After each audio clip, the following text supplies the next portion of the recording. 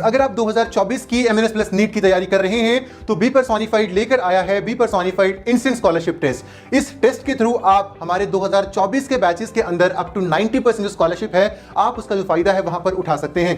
Scholarship test के अंदर enrol करने के लिए डिस्क्रिप्शन बॉक्स में दिए गए गूगल फॉर्म को आपको फिलअप करना है एंड आपको हमारी तरफ से हमारी कॉल का वेट करना है डेंसिटी एंड साइज का किसी भी मॉलिक्यूल के, ये चीज ध्यान कर चलना। क्लियर? अब जरा ध्यान दीजिए, राइबोसोम के फंक्शन हमने बता दिए, वो मैंने अभी बता दिए, प्रोटीन को सिंथेसाइज करने में मदद करता है।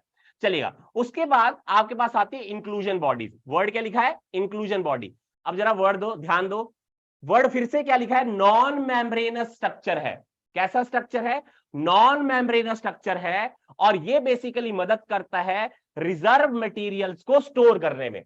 रिजर्व मटेरियल को स्टोर करने में इंक्लूजन बॉडीज आपकी मदद करती हैं। तो यहां पर वर्ड पे ध्यान दीजिएगा, these are the non membranous stored reserve material seen freely in the cytoplasm of a prokaryotic cell. जैसे आपके पास फॉस्फेट ग्रेन्यूल्स होते हैं, साइनोफाइसियन ग्रेन्यूल्स होते हैं, आपके ग्लाइकोजन ग्रेन्यूल्स होते हैं, या गैस वैक्यूल्स होते हैं। अब जरा ध्यान दो, वर्ड है पहला phosphate granule, mean by phosphate को स्टोर करने वाले granule. Second, cyanophycean granule, mean by nitrogen को स्टोर करने वाले आपके पास बेसिकली जो ग्रेन्यूल्स होते हैं वो। और तीसरा आपके पास यहां लिखा था glycogen granule, mean by glycogen को स्टोर करने वाले। और फोर्थ लिखा है गैस वैक्यूल। अब देखिए, गैस वैक्यूल स्पेसिफिकली आपके यहां ब्लू ग्रीन एल्गा के अंदर नजर आते हैं, पर्पल एल्गा के अंदर नजर आते हैं, या ग्रीन फोटोसिंथेटिक आपके पास जो बैक्टीरिया होते हैं उनके अंदर नजर आते हैं। अब जरा ध्यान दो, मान लो कोई गुब्बारा है, गुब्बारे के अंदर आपने गैस को भर दिया।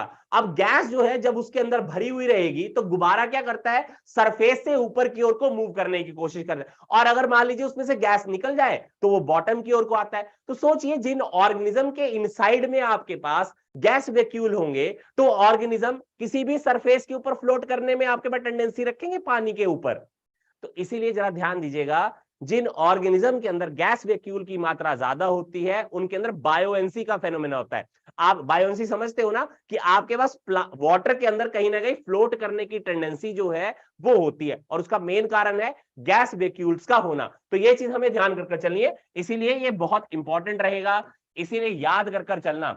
ये एक सेलेक्टिवली मार्क्ड क्वेश्चन है जो आपके पास पूछा जाता है। Inclusion bodies non membranes bound organelles होती हैं, और ये रिजर्व मटेरियल को स्टोर करती हैं। जैसे मैंने अभी बता दिया कि फॉस्फेट ग्रेन्यूल्स फॉस्फेट स्टोर करेंगे, साइनोफाइसियन ग्रेन्यूल नाइट्रोजन स्टोर करेंगे, ग्लाइकोजन ग्रेन्यूल्स आपके पास ग्लाइकोजन को स्टोर करेंगे। गैस वैक्यूल के अंदर डिफरेंट टाइप ऑफ गैसेस आपके पास स्टोर होती हैं, इसीलिए आपके पास बायोएंसी का फेनोमेना देखने को आपको मिलेगा। क्लियर हो गया जी? तो ये था आपके पास प्रोकैरियोटिक सेल के बारे में।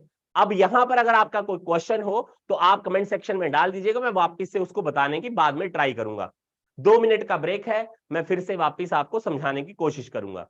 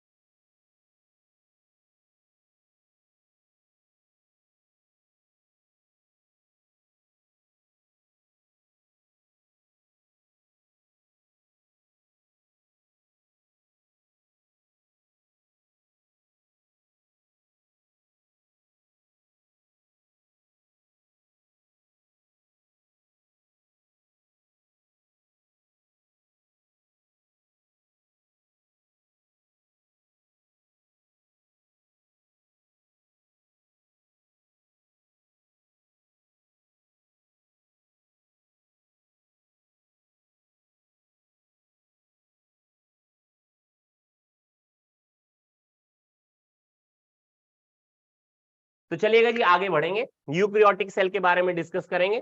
अब चलिए जरा ध्यान दीजिए, मैंने पहले ही बोल दिया था कि जब हमने प्रोकैरियोटिक सेल पढ़ना शुरू किया तो मैंने कहा था प्रोकैरियोटिक सेल जो है वो इमेच्योर टाइप के सेल होते हैं, ठीक है। और वहां पर आपके पास सबसे बड़ी जो प्रॉब्लम है, उनका सेल साइज बहुत ज्यादा छोटा है, रेप्लिकेटिंग रेट ज्यादा होता है। लेकिन यूकैरियोटिक सेल में आपको जरा ध्यान दीजिए क्या नजर आ रहा है, लिख रहा है they have a well organised membrane bound nucleus and organelle. तो प्रोकैरियोटिक सेल में तो ये चीज थी नहीं, क्योंकि वहां पर हमने वर्ड क्या यूज किया था, नॉन मेम्ब्रेनस बाउंड आपके पास न्यूक्लियस और ऑर्गेनेलीज होती हैं। क्लियर हो गया जी। उसके अलावा देखिए क्या लिखता है, presence of a membrane give clear compartmentalisation of the cytoplasm. अच्छा चलो इसको कैसे समझें, ऐसे समझो, मान यहां से नहीं समझ आएगा तो इसको ध्यान नहीं देना, ठीक है। मान लो हमारे पास कोई एक सेल है, ये सेल है, अब इस सेल के बीच में साइटोप्लाज्म है, ठीक है जी। अब साइटोप्लाज्म को अगर हमें डिवाइड करना हो इनसाइड अ सेल, तो हम कैसे डिवाइड करेंगे, इस सेल के इनसाइड में मान लीजिए कोई ऑर्गेनेली है, मान लेते हैं न्यूक्लियस ही है, ये न्यूक्लियस है। तो देखो न्यूक्लियस की एक मेम्ब्रेन आ गई, और न्यूक्लियस की मेम्ब्रेन आने पर साइटोप्लाज्म आपके पास में इस न्यूक्लियस से टोटली अलग नजर आ रहा है, आ रहा है ना नजर। मान लो, अब चलो ये भी छोड़ देते हैं, एक और चीज को हम यहां पर ध्यान देते हैं। चलो ऐसे देखो अब फिर से, ये सेल है, ये सेल है, इस सेल में मान लो अब न्यूक्लियस नहीं है, न्यूक्लियस के अलावा और भी ऑर्गेनेलीज है। जैसे मान लो आपके पास, मैंने यहां पर बना दिया कि ये स्मूथ एंडोप्लाज्मिक रेटिकुलम है, ठीक है, और ये बना दिया मैंने न्यूक्लियस है। इसके अलावा मैंने बना दिया इनसाइड में आपके पास कहीं ना कहीं जो न्यूक्लियस के इनसाइड में क्रोमोसोम है, वो सारी चीजें होती हैं। मान लीजिए आपके पास गोल्जी बॉडी भी है, यहां मान लो गोल्जी बॉडी, सारी पर्टिकुलर जो ऑर्गेनेलीज है उनके बाहर लगी है एक मेम्ब्रेन, ठीक है। और मेम्ब्रेन लगने की वजह से साइटोप्लाज्म की जो क्वांटिटी है इनसाइड दिस पर्टिकुलर सेल वो कम होती जा रही है। अगर इसको ऐसे ना समझे तो इसको ये समझ लीजिए कि साइटोप्लाज्म जो पहले आपके पास फ्रीली पड़ा हुआ था, वो आपके पास इस मेम्ब्रेन के इनसाइड में चला गया, या इस मेम्ब्रेन के इनसाइड में चला गया, या इस मेम्ब्रेन के इनसाइड में चला गया। इसको ऐसे भी समझ सकते हो, घर में अलमीरा तो होगी, अब देखो अलमीरा को आपने बंद कर दिया, तो अलमीरा के अंदर जितने भी मान लो आपने कोई कॉलम्स बनाए होंगे, अभी के लिए वो देखने पर क्योंकि दरवाजा बंद कर दिया तो हम ये कहेंगे अंदर तो एक ही कॉलम है, क्योंकि अभी तक दिखा थोड़ी है। अब मान लो आपने ओपन कर दिया, तो आपने वहां पर क्या किए होते हैं, शेल्फ्स बनाई होती है डिफरेंट डिफरेंट, तो वो कंपार्टमेंट ही तो है। अब वो कंपार्टमेंट क्यों है, क्योंकि आपने फट्टे लगाए हुए हैं, तो फट्टों के बीच का जो स्पेस हुआ वो कंपार्टमेंट हो गया। वैसे ही सेम यहां पर भी है, क्योंकि मेम्ब्रेन जो है वो आपके पास हर एक ऑर्गेनेली में अवेलेबल हो गई है, इसीलिए कंपार्टमेंटलाइजेशन ऑफ अ साइटोप्लाज्म हमें नजर आती है। क्लियर। इसके अलावा कॉम्प्लेक्स टाइप के लोकोमोटरी ऑर्गन और साइटोस्केलेटल स्ट्रक्चर्स यहां पर नजर आएंगे, और जो लिखा है जेनेटिक मटेरियल जो है वो ऑर्गेनाइज हो चुका होगा इनटू अ क्रोमोसोम। पीछे हमने कोई क्रोमोसोम डील किया जब हमने प्रोकैरियोटिक सेल कहा, नहीं ना, बिल्कुल भी हमने डिस्कस ही नहीं किया क्रोमोसोम के बारे में, क्योंकि आपके पास वहां पर तो न्यूक्लियोइड था, वो न्यूक्लियोइड आपके पास एज एन डीएनए या जेनेटिक मटेरियल बिहेव कर रहा था। याद करना इस चीज को। क्लियर। अब ये था आपके पास ये ओवरव्यू जो हमने थोड़ा सा देखा।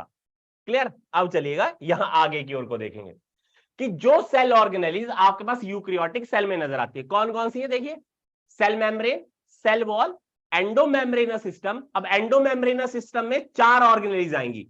पहली endoplasmic reticulum, second Golgi apparatus, तीसरा लाइसोसोम एंड फोर्थ आपके पास वैक्यूल्स।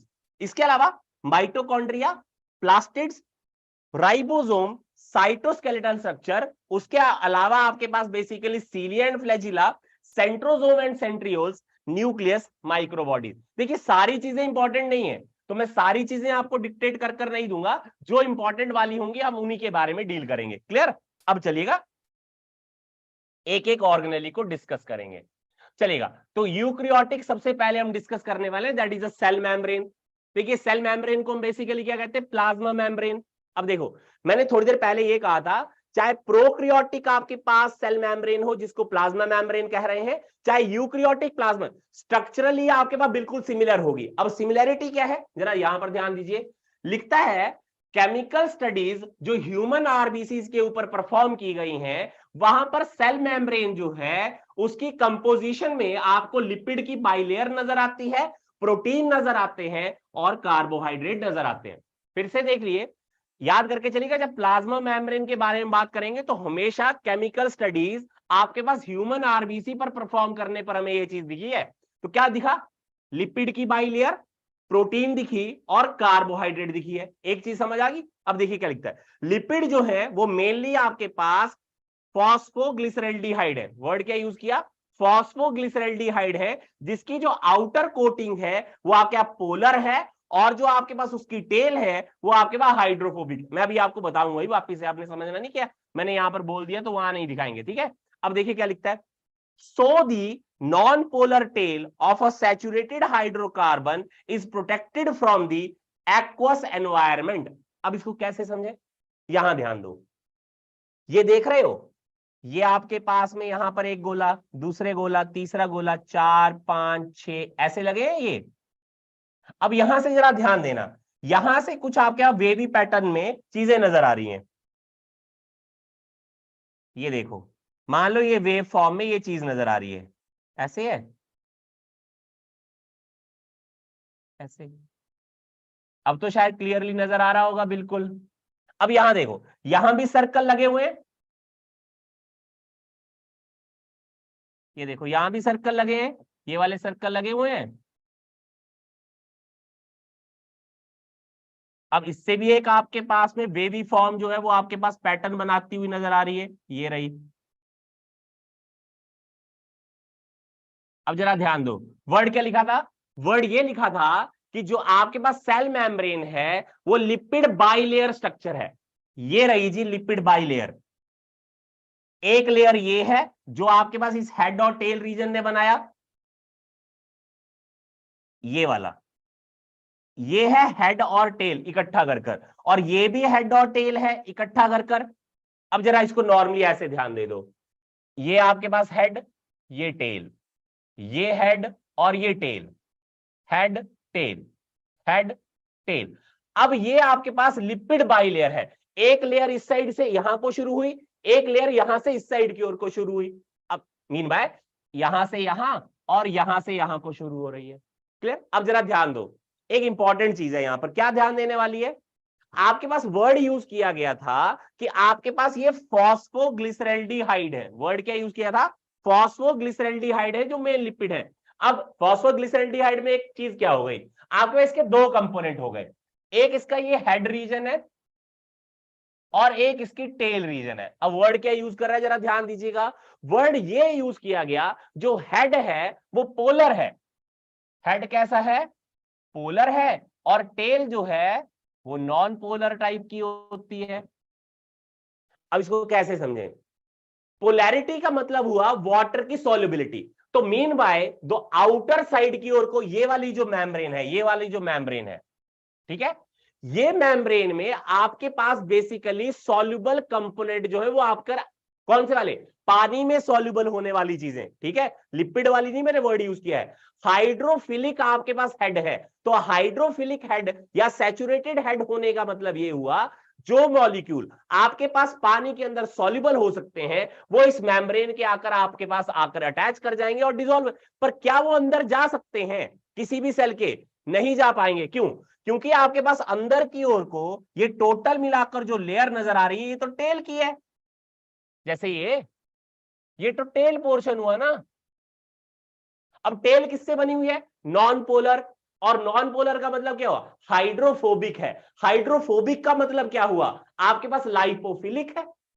फिर से समझो, जो चीज पानी में नहीं घुल पा रही है वो किस में घुल पा रही है, लिपिड के अंदर या फैट के अंदर घुल पा रही है। अब वर्ड पे फिर से ध्यान दो, बीच में आपके पास लिपिड की बाई लेयर है, बाहर आपके पास बेसिकली फॉस्फेट का ग्रुप लगा हुआ है।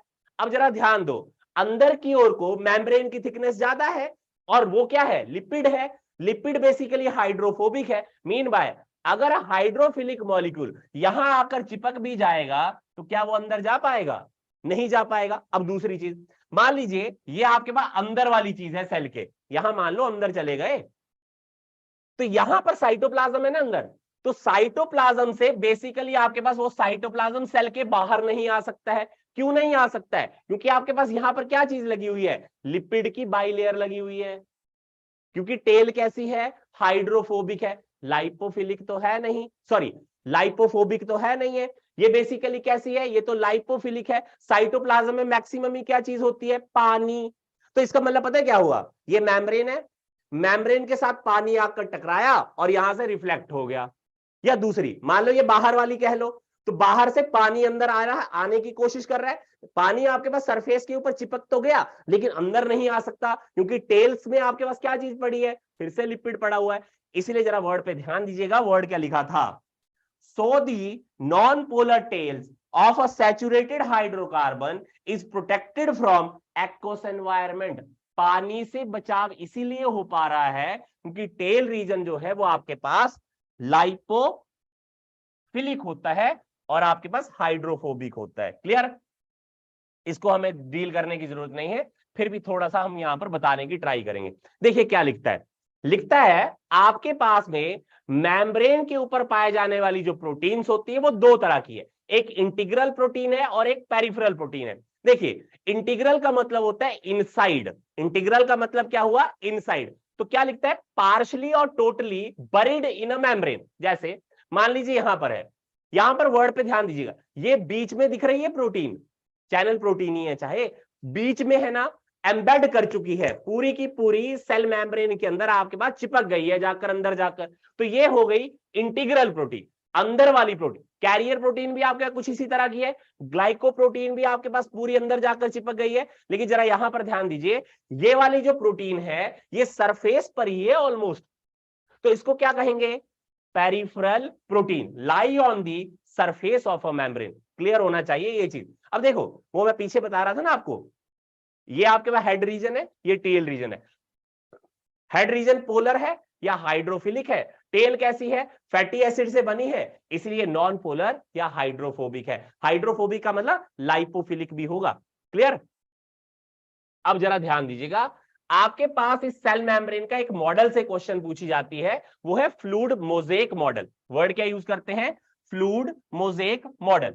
अब फ्लूइड मोजेक मॉडल के अंदर एक वर्ड पे ध्यान दीजिएगा, क्या लिखा, आपके पास सिंगर और निकोलसन नाम के दो साइंटिस्ट थे जिन्होंने 1972 के अंदर इसको प्रपोज किया, और उनके अकॉर्डिंगली क्या चीज है, according to them the quasi fluid, word क्या यूज किया है, quasi fluid nature of a lipid enables lateral movement of a protein with in the overall bilayer. Complex है बहुत डेफिनेशन, कैसे समझे, चलो इस डायग्राम को मैं थोड़ा ओवरकम कर देता हूं और पिछले वाले डायग्राम को जरा उठाकर लेकर आते हैं, ऐसे समझ लो।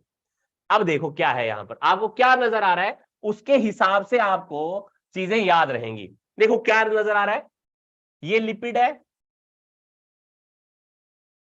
ये भी आपके पास fatty acid mean by lipid है, ये भी लिपिड है, ये भी लिपिड है।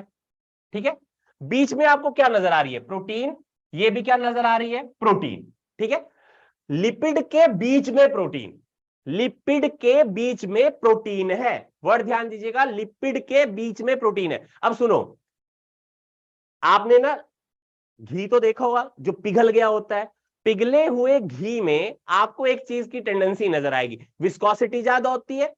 तो आपके पास ना तो वो पूरी तरह से पानी है, ना तो वो पूरी तरह से सॉलिड है, दोनों चीजें नहीं होंगी ना। नॉर्मली सर्दियों के अंदर तो आपके सैचुरेटेड फैट क्या हो जाता है, जम जाता है ना पूरा का पूरा। लेकिन मान लीजिए अभी गर्मी आ जाए तो गर्मियों में क्या होगा, वही जो आपके पास सॉलिडिफाइड चीज थी वो कहीं ना कहीं लिक्विड में कन्वर्ट हो जाती है। लेकिन अगर आप उसको हाथ लगा कर देखें तो उसकी विस्कोसिटी ज्यादा होती है। अब विस्कोसिटी ज्यादा होने का मतलब क्या हुआ कि आपके पास में ना तो वो पानी है, ना तो वो पूरी तरह से सॉलिड है, बीच जैसे की चीज हुई।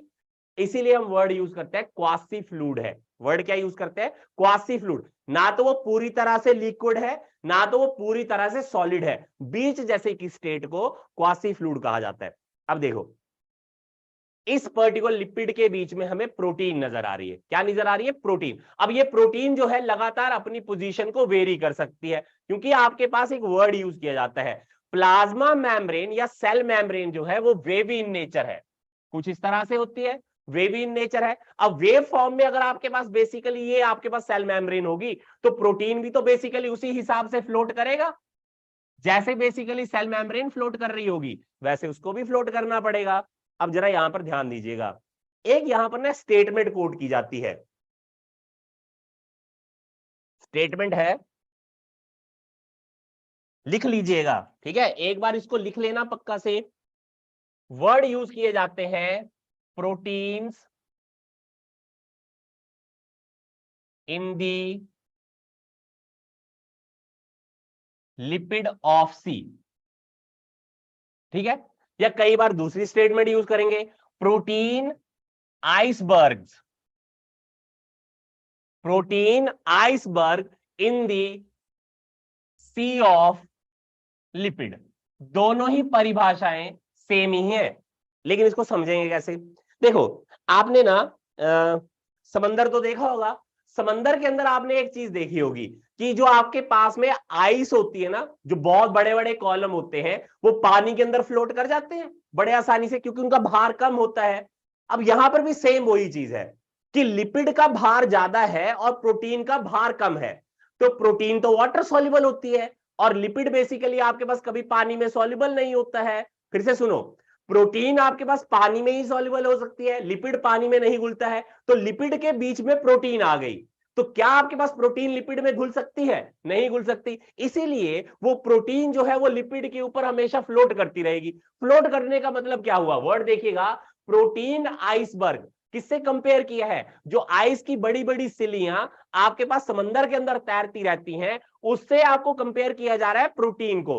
तो आपके पास पूरे समंदर के लिए हमने वर्ड क्या यूज किया? लिपिड। क्लियर? तो वर्ड ध्यान दीजिए, protein iceberg in the sea of lipid is the specific term that is being coined for the cell membrane की आपके पास क्वासी फ्लूइड नेचर। क्लियर? याद करके चलेगा, ये क्वेश्चन पहले भी पूछा गया है, ये चीज हमें ध्यान होनी चाहिए। चलेगा, अब देखिए क्या लिखता है, इसी क्वासी फ्लूइड नेचर होने की वजह से this ability to move with in the membrane is measured as its fluidity. फिर देखिएगा, क्वासी फ्लूइड नेचर होने की वजह से, प्रोटीन का आपके पास इंटीग्रली आपके पास होने से, लिपिड के बीच में होने की वजह से, क्योंकि लगातार प्रोटीन जो है वो लिपिड के बीच में मूव करती रहेगी, इसीलिए मेम्ब्रेन की फ्लूइडिटी या आपके पास में इलास्टिक नेचर जो है वो बना हुआ रहेगा। ये चीज हमें ध्यान रखकर चलनी है। अब चलेगा, सेल मेम्ब्रेन के हमें फंक्शन देखने हैं। अब चलो, अच्छा फिर से ध्यान देना, जब प्रोकैरियोटिक सेल पढ़ रहे थे ना, तो प्रोकैरियोटिक सेल में मैंने एक वर्ड कहा था कि जो सेल मेम्ब्रेन है वो कैसी है? Semi permeable. अब जरा चेंज हो जाएगा word, cell membrane in a eukaryotic cell या यूकैरियोटिक ऑर्गेनिज्म में सेलेक्टिवली परमिएबल है। अब जरा ये हो गया थोड़ा सा ना कंफ्यूजिंग टाइप का।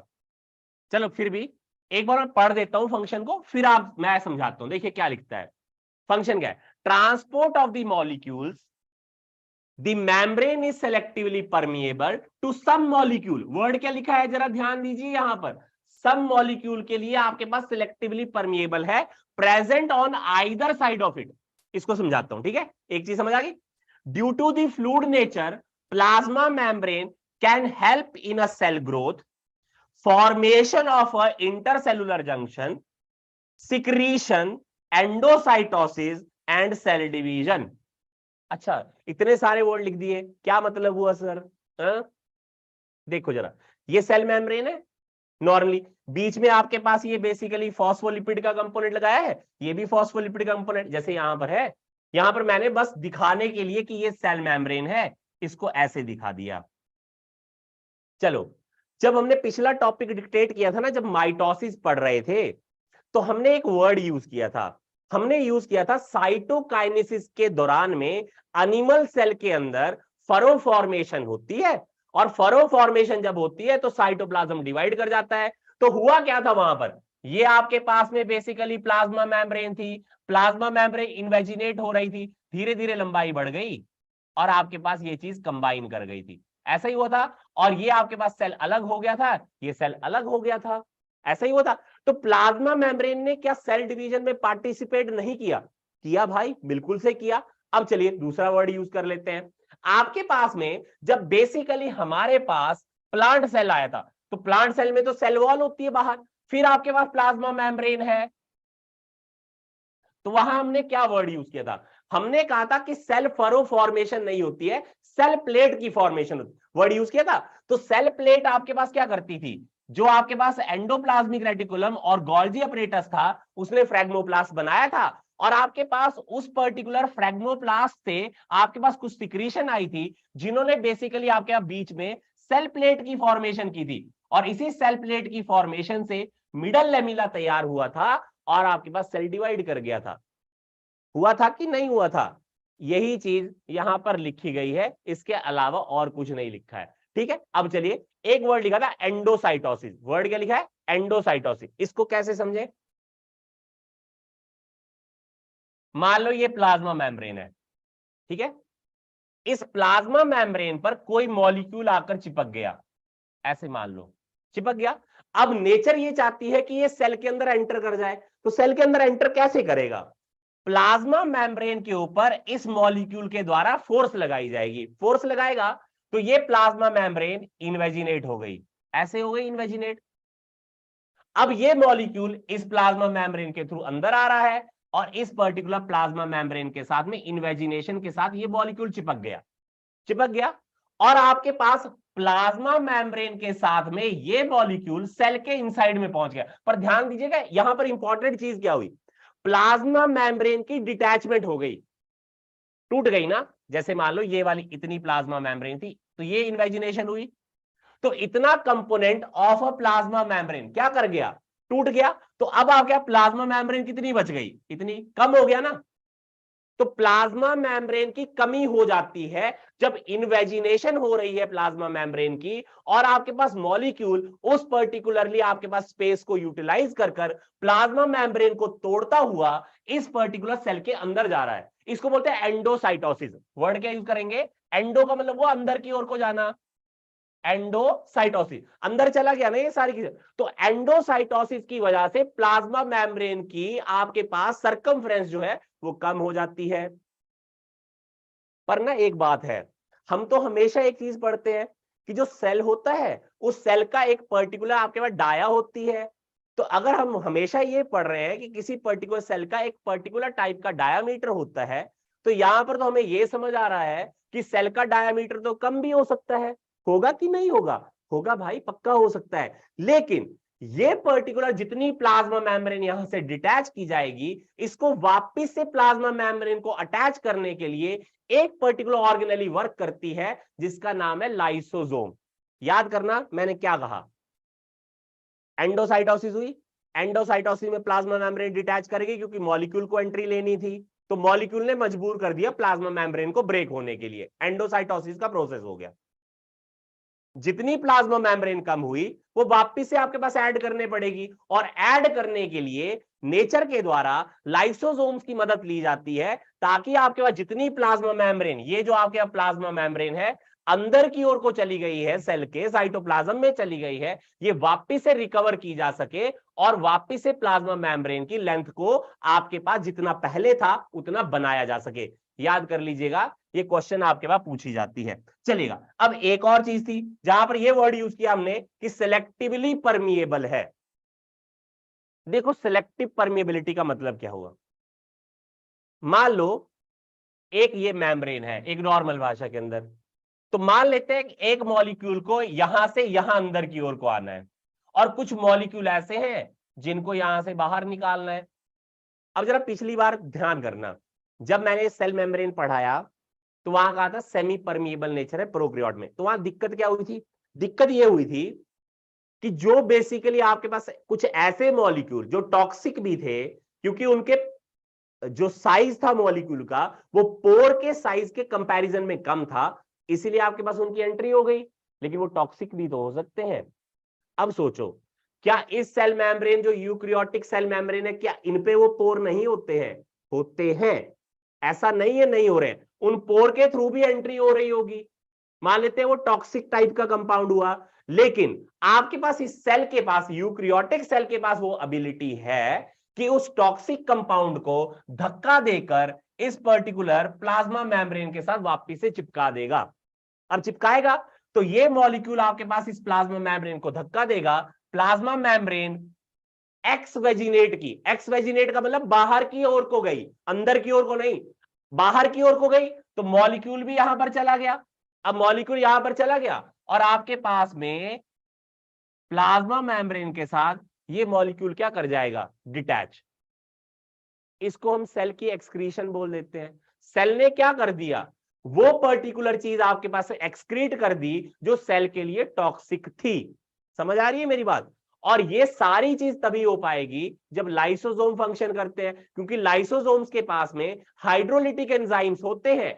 जो आपके पास मान लीजिए टॉक्सिक कंपाउंड अंदर आ भी गया था ना, उस टॉक्सिक कंपाउंड को ब्रेक कर देंगे और ब्रेक करने के बाद सेल उसको धक्का देकर इस प्लाज्मा मेम्ब्रेन के साथ चिपकाने के लिए जाएगा और वहां पर भी लाइसोसोम आपकी मदद करेंगे। अगर आप 2024 की एमएनएस प्लस नीट की तैयारी कर रहे हैं तो बी पर्सोनिफाइड लेकर आया है be personified instant scholarship test. इस टेस्ट के थ्रू आप हमारे 2024 के बैचेस के अंदर अप टू 90% जो स्कॉलरशिप है, आप उसका जो फायदा है वहां पर उठा सकते हैं।